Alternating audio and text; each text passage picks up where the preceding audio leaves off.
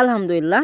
আজকে আমার ফার্মের কোয়েল পাখির বাচ্চা ৩ দিন বয়স। তো ৩ দিন বয়সের পরে আমি আমার কোয়েল পাখির বাচ্চার কীভাবে ব্রুডিং করব বা কি ব্যবস্থা গ্রহণ করব সেই বিষয় নিয়ে আজকে সংক্ষিপ্ত একটু আলোচনা করব।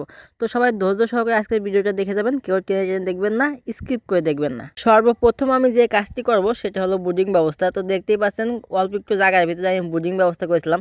তো এখন ওদের বড় একটা জায়গা লাগবে। তো বড় একটা জায়গা লাগার কারণে আর কি আমি ওদেরকে একটু খাঁচার ভিতরে রেখে আমি জায়গাটা একটু বড় করে দেবো, কারণ বড় না করলে ওদের চলাফেরা, আপনার খাবার দেওয়া, পানি দেওয়া অনেকটা ঝামেলা হয়ে যায়। তো সেই কারণে আর কি আজকে জায়গাটা একটু বড় করে দিয়েছি। আর আমরা বোর্ডিং অবস্থা জানি যে 8 থেকে 10 দিন অবস্থায় বোর্ডিং করতে হয়, কারণ 8 থেকে 10 দিন হচ্ছে মেন সময়। এই সময় হচ্ছে ওদের ওষুধ প্রয়োগ করেন বা আপনার অ্যান্টিবায়োটিক প্রয়োগ করেন, সব এই সময়ই করতে হয়। তো এর আগের ভিডিওতে আমি অলরেডি বলে দিয়েছি যে একটা বোর্ডিং ব্যবস্থা করতে কী ওষুধ লাগে।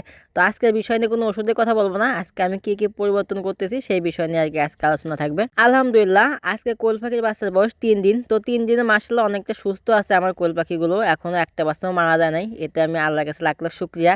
তো আমি জীবনের ফার্স্ট টাইম আমি বোর্ডিং ব্যবস্থা করতেছি, বিশেষ করে কোয়েল পাখি। তো জানি না কতটা সফলভাবে করব, তবে ইনশাল্লাহ সবসময় চেষ্টা করবো ওদের সফলভাবে সুস্থ রাখার জন্য। তো দেখতে পাচ্ছেন বোর্ডিংয়ের ভিতরে কাজ শেষ। আমি মূলত নিচে ছালা দিয়ে দিয়েছি, ছালার উপরে আর কি গুঁড়া ফিট দিয়ে দিই। আমি ফিটটা মূলত আর কি সুন্দরভাবে একটু সেচে নিই হামাল দিস্তিতে, মানে হামাল দিস্তি তো না, আমার এখানে যে গিলাস আছে গিলাসের ভিতর দিয়ে একটা কাঠ দিয়ে সুন্দরভাবে গুঁড়া করে নিয়ে তারপরে আর কি ওদের খাবার দিয়ে দিই। তো আমি খাবার মূলত 3-4 বার দিই, যখনই খাবার ফুরায় যায় তখনই খাবার দিই। আর পানির পটের ভিতরে ওদের সাথে যে মেডিসিনগুলো আছে সেই মেডিসিনগুলো দিয়ে দিই।